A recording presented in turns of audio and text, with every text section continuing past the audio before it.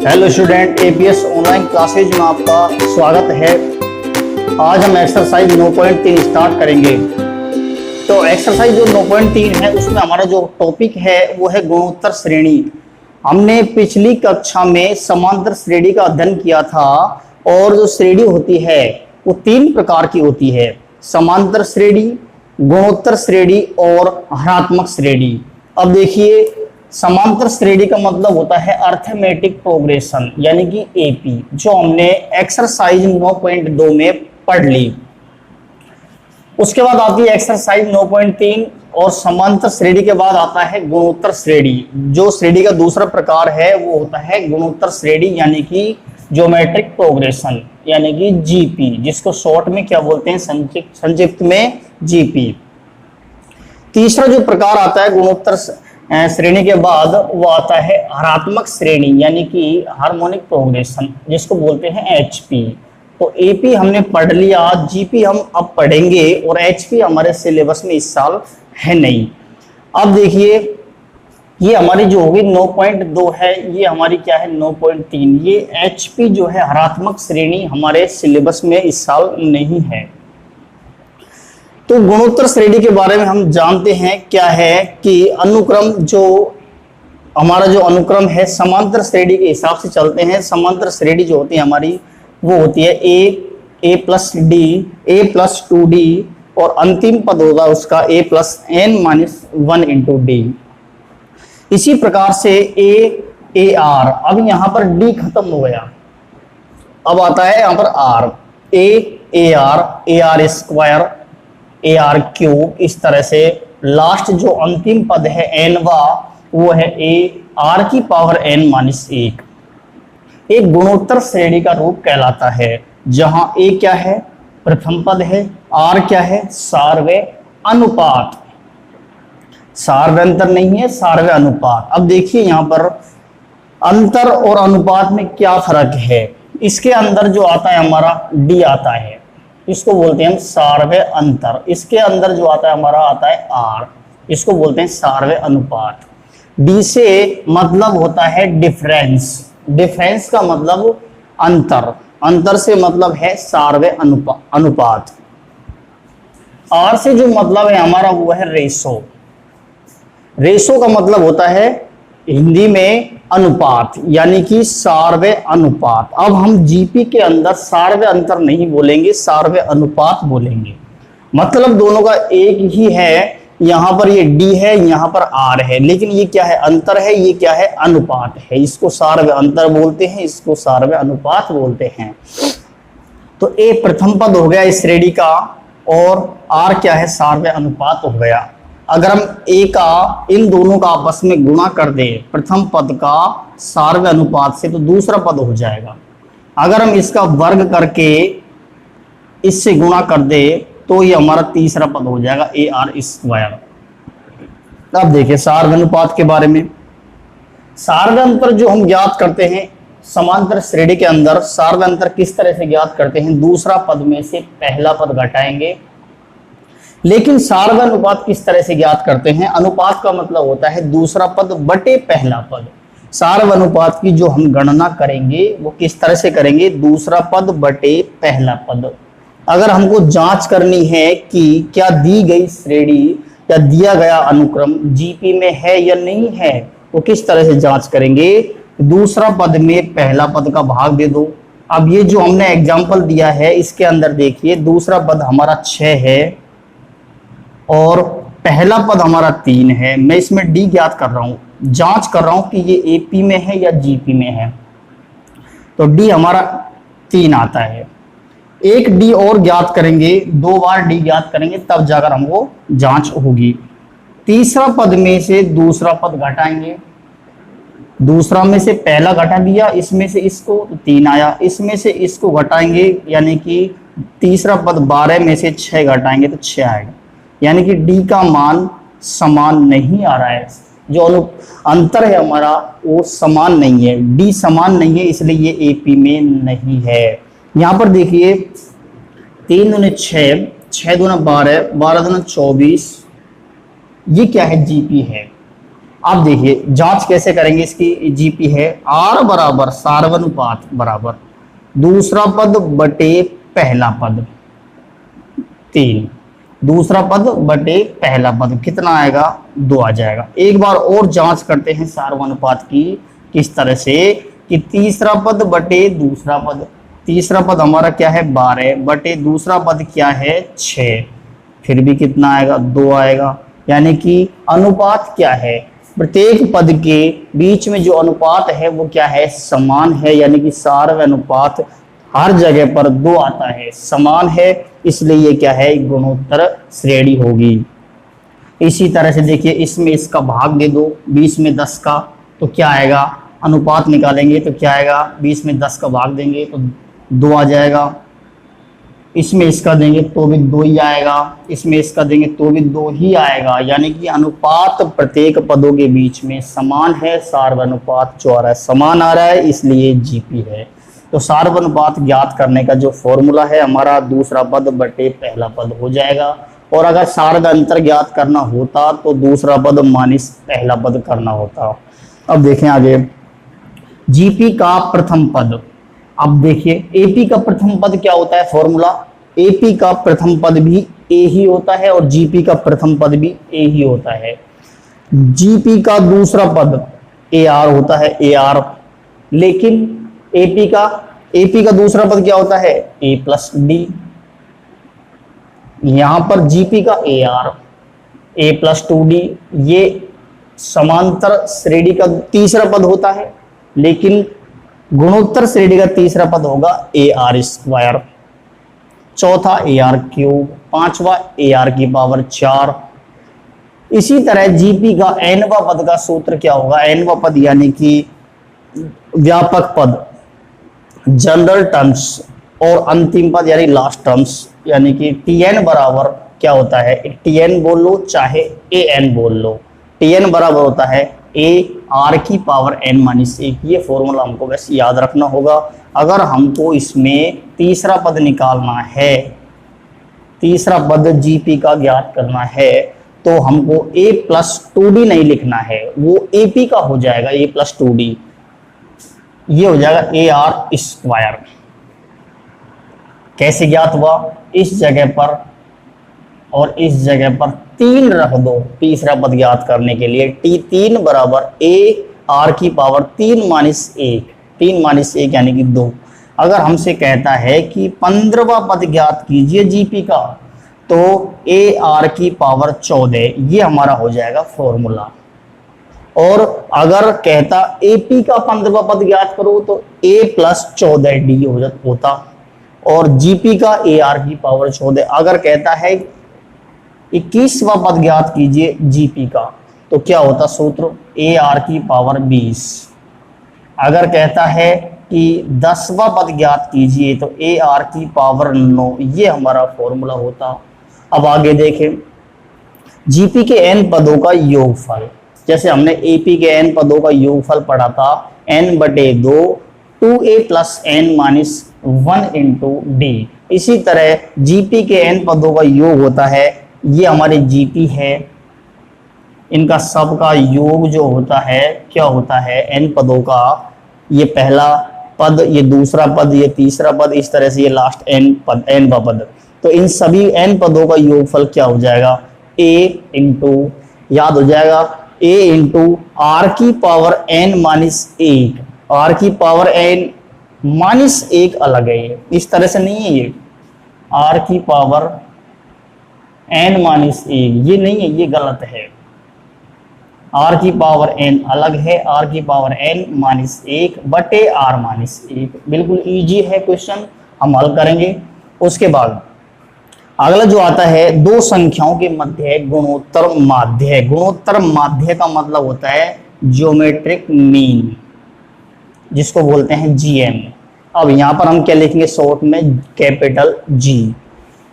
और जो दो संख्याओं के मध्य, दो संख्याओं बीच में यहाँ पर लिखना आपको a तथा b, दो संख्याओं a तथा b के मध्य गुणोत्तर माध्य होता है g बराबर रूट ए बी।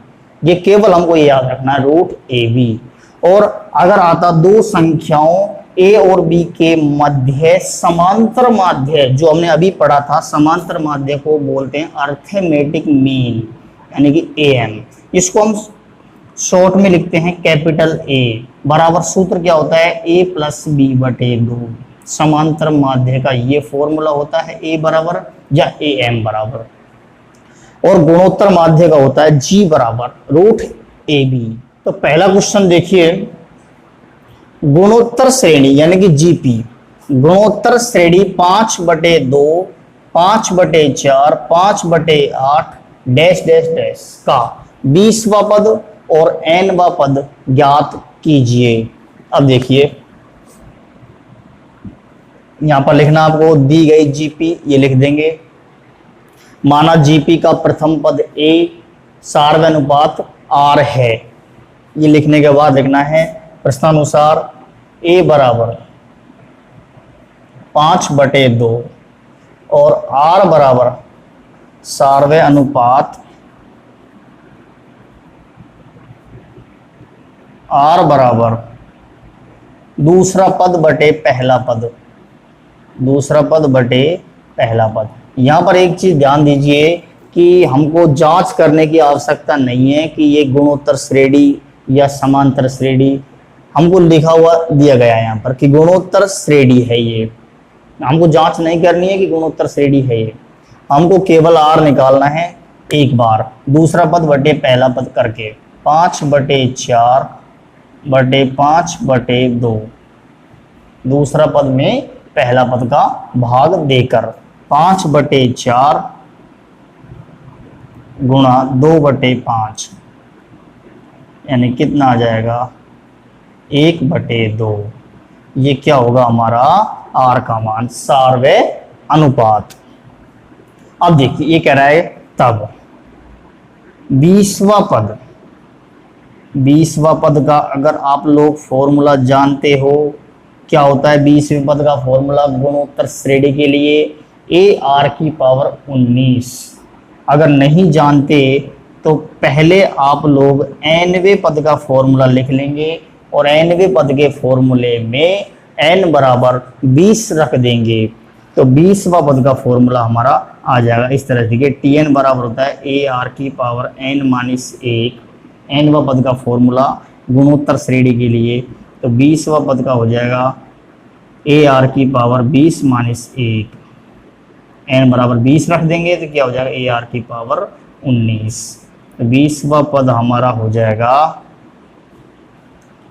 ए का मान रखिए, ए का मान कितना है 5/2, ए का मान रख दिया इंटू आर की पावर, आर का मान 1/2 की पावर क्या है 19। तो 20वां पद हमारा देखिए क्या आएगा, बराबर 5/2, क्या हो जाएगा 5 × 1/2 और उसके बाद क्या है 1/2 की पावर 19।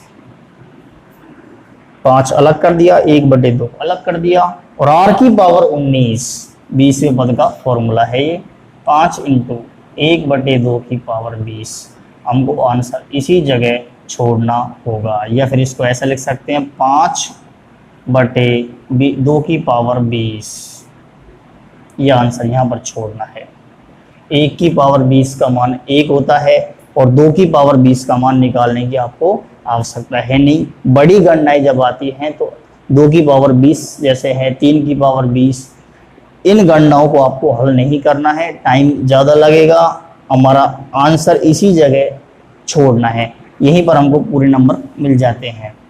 उसके बाद क्या पूछा है, nवां पद, nवां पद Tn बराबर ए आर की पावर n-1, ये हमसे पूछा है Tn बराबर, तो Tn का फॉर्मूला ये हो जाएगा ए आर की पावर n-1 गुणोत्तर श्रेणी के लिए। ए का मान रखिए 5/2, आर का मान रखिए 1/2 बराबर 5 × 1/2, ये क्या किया हमने 5/2 को लिखा है 5 × 1/2 और 1/2 की पावर n-1 बराबर क्या हो जाएगा 5 इंटू 1/2 की पावर कितनी हो जाएगी? 1/2 की पावर, एक पावर तो ये है और n-1 इधर है, आधार समान है, घाते हम जोड़ देंगे। जैसे इस टाइम यहाँ पर हमने जोड़ा है 19 और 1 कितनी हो जाएगी? 20। तो यहाँ पर हो जाएगा आंसर हमारा 5 इंटू 1/2 की पावर n बराबर 5/2 की पावर n। 1 की पावर n का मान कितना होता है? 1 ही होता है 1 की पावर n का मान, और 2 की पावर n को हमने 2 की पावर n लिख दिया, तो हमारा n पद हो जाएगा 5/2 की पावर n। अगला क्वेश्चन देखिए, उस गुणोत्तर श्रेणी का 12वां पद ज्ञात कीजिए। t12 हमको ज्ञात करना है गुणोत्तर श्रेणी के लिए। 12वां पद ज्ञात कीजिए जिसका 8वां पद हमको t8 192 दिया गया है। 8वां पद हमको कितना दिया गया है? 192, और सारवे अनुपात 2 है। तो सबसे पहले हम एक लाइन लिखेंगे यहां पर कि माना जीपी का प्रथम पद ए सारवे अनुपात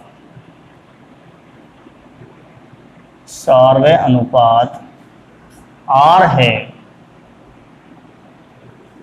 तब प्रश्नानुसार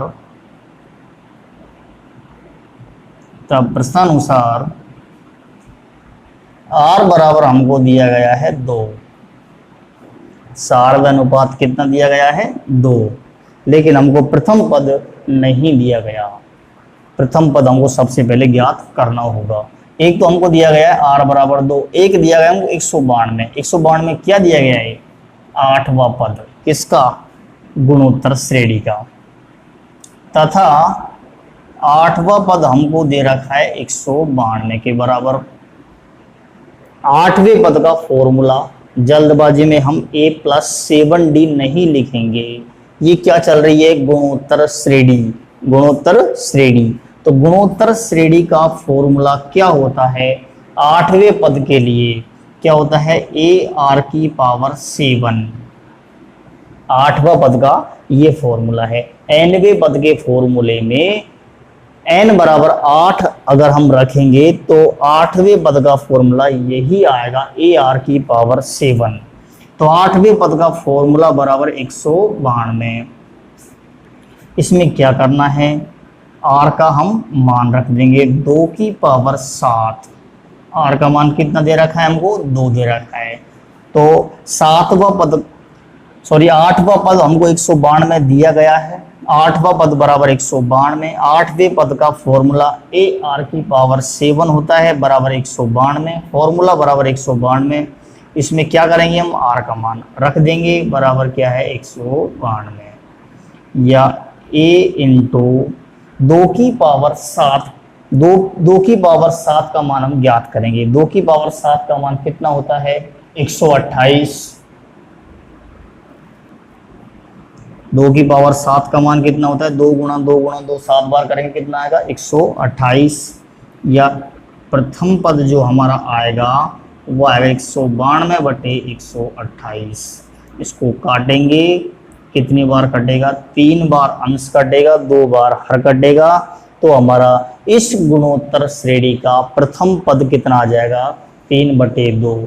अगर हमको प्रथम पद और सारव अनुपात मिल जाए, प्रथम पद का मान और सारव अनुपात का मान प्राप्त हो जाए, तो हम कोई सा भी पद ज्ञात कर सकते हैं।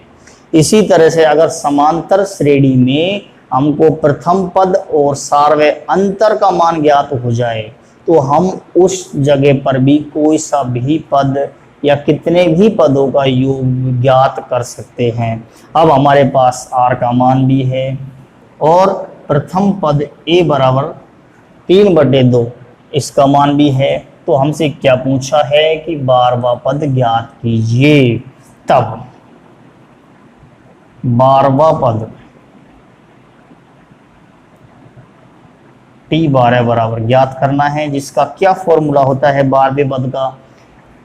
nवें पद के फॉर्मूले में n बराबर 12 रखेंगे तो क्या फॉर्मूला आएगा 12वें पद का, ए आर की पावर 11। इसमें हम क्या रखेंगे, मान ए का मान रखो 3/2 और आर का मान रखो कितना है, आर का मान है हमारे पास 2 बराबर 3 इंटू 1/2। 3/2 को कुछ इस तरह से भी लिख सकते हैं और 2 की पावर 11 या 3 इंटू 1 2 से ये कटेगा, एक पावर कट जाएगी तो क्या बचेगा 3 इंटू 2 की पावर 10 बराबर 3 इंटू 1024। 2 की पावर 10 का मान कितना होता है 1024। उसके बाद क्या है 3 का गुणा 1024 से कर देंगे, क्या आ जाएगा 3072। ये क्या है, इस गुणोत्तर श्रेणी का 12वां पद। 8वां पद अगर 192 है, अनुपात सार अनुपात 2 है, तो इस श्रेणी का आगे जाकर 12वां पद कितना हो जाएगा 3072। तो एग्जांपल देखिए, जीपी 2 1 1/2 1/4 डैश डैश का 8वां पद और व्यापक पद ज्ञात कीजिए।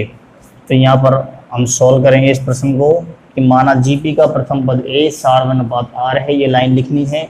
तो प्रश्नानुसार जीपी से हमको सबसे पहले जीपी से जो काम है उसको करिए, ए बराबर 2 और सार अनुपात आर बराबर हो जाएगा दूसरा पद बटे पहला पद। दूसरा पद 1 है बटे पहला पद क्या है 2 है, ये हमारा सार अनुपात हो जाएगा। तो 1 नंबर हमसे पूछा है क्या 8वां पद। 8वें पद का फॉर्मूला है ए आर की पावर 7। 8वें पद का फॉर्मूला ए आर की पावर 7। ए का मान रखिए, आर का मान रखिए, यहाँ से 2 इंटू कितना हो जाएगा 1/2 की पावर 7। 1 की पावर 7 का मान कितना होता है 1, यहाँ से 1/2 की पावर 6, ये रह जाएगा 1/2 की पावर 6। 2 की पावर 6 का मान हम ज्ञात कर सकते हैं, ज़्यादा कठिन गणना है नहीं। 2 की पावर 3 का मान कितना होता है 8। 2 की पावर 3 2 गुणा 2 कितना हो जाएगा 8 और 2 की पावर 6 का हो जाएगा 64। ये हमारा क्या होगा 8वां पद हो जाएगा। सेकंड पूछा है क्या व्यापक पद, जिसको बोलते हैं हम nवां पद। व्यापक पद का मतलब होता है nवां पद। जो सूत्र होता है उसका ए आर की पावर n-1। ए का मान 2 रखिए, आर का मान 1/2, यहाँ से 2 इंटू कितना हो जाएगा 1 की पावर कितनी भी हो उसका मान 1 ही होता है, 2 की पावर n-1। यहाँ से 2 को हम नीचे भेजेंगे तो 1/2 की पावर n-1 और क्या है 2 की पावर -1। इस 2 को नीचे भेजेंगे तो क्या हो जाएगा 2 की पावर -1 हो जाएगा। तो अगले स्टेप में क्या है 2 की पावर n-1 यानी कि n-2। ये हमारा क्या हो जाएगा व्यापक पद हो जाएगा। अगला एग्जाम्पल है कि किसी जीपी का किसी गुणोत्तर श्रेणी का 5वां पद 16 और 10वां पद कितना है 1/2, तो श्रेणी ज्ञात कीजिए। श्रेणी ज्ञात करने के लिए गुणोत्तर श्रेणी की बात हम कर रहे हैं यहाँ पर, तो गुणोत्तर श्रेणी ज्ञात करने के लिए हमको 2 मान चाहिए, केवल 2 मान, एक तो ए का मान और एक चाहिए आर का मान। 2 मान अगर हमको मिल जाते हैं तो श्रेणी हम आसानी से ज्ञात कर सकते हैं। श्रेणी क्या होती है A R square A R cube dash dash dash, ये हमारी श्रेणी होती है। तो सबसे पहले हम ए और आर की गणना करने के लिए हमको केवल ये 2 कंडीशंस दी गई है, इन दोनों कंडीशन से हमको ए और आर का मान ज्ञात करना है। तो सबसे पहले मैं मान रहा हूँ कि माना जीपी का प्रथम पद ए सार्वय अनुपात क्या है आर है। तो प्रश्नानुसार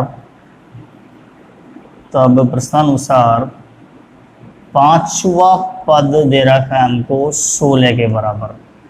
गुणोत्तर श्रेणी का पांचवा पद कितना है? 16 है। अब हम इसको सोल्व कर लेते हैं, उसके बाद आगे बढ़ेंगे। पांचवा पद 16 है, यानी कि पांचवें पद का फॉर्मूला होता है AR की पावर 4 बराबर क्या है? 16। Equation number 1। अगर ये प्रश्न क्या होता, किसी जीपी की जगह पर एपी होता, किसी एपी का पांचवा पद, तो हमारा क्या होता? a + 4d बराबर 16। ये हमने 10th क्लास में पढ़ा है कि पांचवा पद का फॉर्मूला a + 4d बराबर 16। 10वां पद यानी कि a + 9d बराबर 1/2। दोनों इक्वेशन को क्या करते हैं, इस टाइम यहाँ पर घटाते हैं। क्यों घटाते हैं? a से a कटेगा, घटाने पर d का मान हमको ज्ञात हो जाएगा। लेकिन अब यहाँ पर क्या करना है, गुणोत्तर श्रेणी में देखिए और क्या दिया गया है। पांचवा पद हो गया।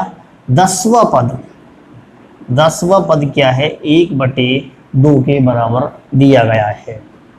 10वां पद का फॉर्मूला होता है AR की पावर 9। 10वें पद का जीपी के लिए फॉर्मूला होता है AR की पावर 9। किसके बराबर दिया गया है? 1/2 के बराबर। दो समीकरण हो गई। अगर ये एपी होता तो ये समीकरण बनती, और एपी के लिए हम समीकरण क्या करते हैं, आपस में घटाते हैं। क्यों घटाते हैं? ए से ए कटने के लिए। अगर हम जीपी में भी यही काम करते हैं, एक में से दो को घटाते हैं, तो ना तो ए कटेगा ना आर कटेगा, किसी एक को यहाँ से हटना जरूरी है। एक कैसे हटेगा? गुणोत्तर श्रेणी में हमको घटाना नहीं है। गुणोत्तर श्रेणी में क्या करना होता है, हमको समीकरण 1 में 2 का या फिर समीकरण 2 में 1 का भाग देना होता है। अगर हम समीकरण 2 में समीकरण 1 का भाग देंगे तो ए से ए कट जाएगा। कोई जरूर नहीं 2 में 1 का भाग दो, 1 में 2 का भाग भी हम दे सकते हैं। अब मैं 2 में 1 का भाग क्यों दे रहा हूं? क्योंकि बड़ी समीकरण में छोटी समीकरण का भाग अगर देंगे तो हमसे गड़बड़ नहीं होगी गणना करने में। अब आगे देखें, समीकरण 2 में समीकरण 1 का भाग देने पर, तो समीकरण 2 में 1 का मैं भाग दे रहा हूं। समीकरण 2 हमारी ये है AR की पावर 9 बटे समीकरण 1 क्या है? AR की पावर 4 बराबर, इधर देखिए समीकरण 2 क्या है? 1/2 और बटे क्या है? 16। 2 में 1 का हमने भाग दे दिया। ए से यहाँ ए कट जाएगा, आर की पावर 4 यहाँ पर कटेगी, कितनी बचेंगी? आर की पावर 5 रह जाएंगी। उसके बाद या आर की पावर 5, केवल इधर आर की पावर 5 बचेगा। ए कट चुका, हमको आर का मान प्राप्त हो जाएगा। आर की पावर 5 बराबर क्या है? 1/32। अब देखिए आर की पावर 5 बराबर, मैं 32 को लिख रहा हूँ क्या? 32 को मैं लिख रहा हूँ 1/32 की जगह 2 की पावर 5 लिख रहा हूँ। क्या लिख रहा हूँ? 32 की जगह पर 2 की पावर 5, क्योंकि 2 की पावर 5 का मान क्या होता है? 32 ही होता है। तो 32 के स्थान पर मैंने लिख दिया 2 की पावर 5। उसके बाद आर की पावर 5 बराबर, अब मैं इसको क्या लिख रहा हूँ? 1/2 की होल पावर 5। चेक कर सकते हो इसको वापस खोल के। 1 की पावर 5 का मान 1 होता है और 2 की पावर 5 का मान 32 होता है।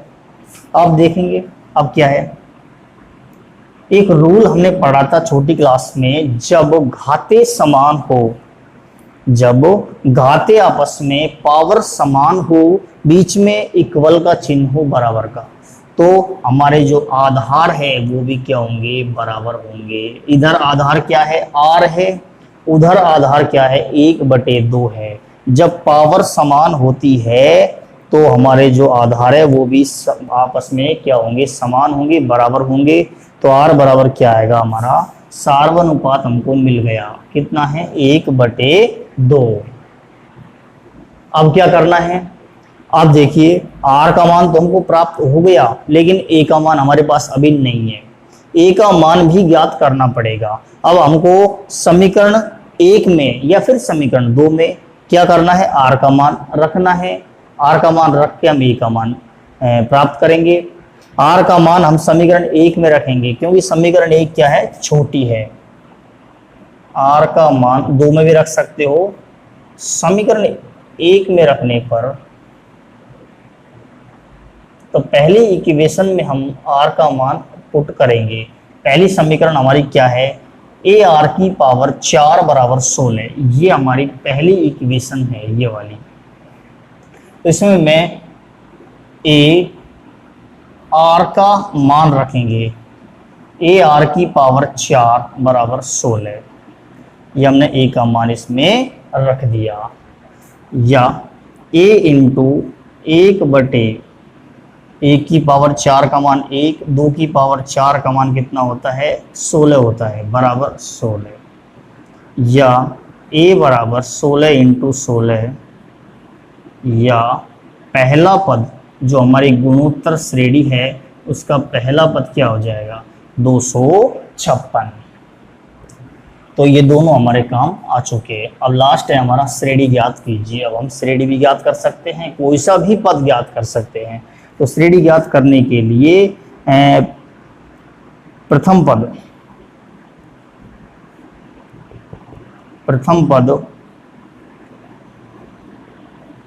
256, दूसरा पद बराबर होता है ए आर। दूसरा पद क्या होता है, ए आर। ए का मान 256 इंटू आर का मान 1/2 कितना हो जाएगा, 1, 2, 8, 128। क्या किया मैंने, ए गुणा आर। दूसरा पद क्या होता है, ए आर। ए का मान गुणा आर का मान रख दिया। तीसरा पद का फॉर्मूला होता है ए आर स्क्वायर। ए का मान गुणा आर का स्क्वायर, ए इंटू आर का स्क्वायर। आर का मान रख दिया 256 इंटू 1/4। 4 का इसमें हम क्या भाग देंगे, 6 और 4 64। चौथा पद भी ज्ञात कर सकते हो। अतः अभिष्ट, अभिष्ट का मतलब होता है जो हमसे पूछा है, अभिष्ट जीपी या गुणोत्तर श्रेणी क्या हो जाएगी, ए गुणा आर, ए आर स्क्वायर। और अगला पद भी हम बता सकते हैं इस टाइम क्या आएगा, 32 आएगा चौथा। और क्या लगा देंगे, डैश डैश होगी। तो ये हमारी जो श्रेणी है 256, 128, 64, 32, ये हमारी श्रेणी हो जाएगी। अगर देखिए, अगर ये पहला हुआ है, ये दूसरा पद, ये तीसरा, ये चौथा, अगर हम पांचवा पद ज्ञात करें तो अंदाजा लगाइए कि पांचवा क्या होना चाहिए, 16 होना चाहिए। पांचवा पद क्या होना चाहिए, 16, जो हमारा दिया भी गया है, पांचवा पद 16 है। तो यहाँ पर पांचवा पद क्या आएगा, 16 आएगा। तो हमारा आंसर क्या है, सही है। तो आज के लिए इतना ही काफ़ी। मिलते हैं नेक्स्ट वीडियो में, तब तक के लिए धन्यवाद।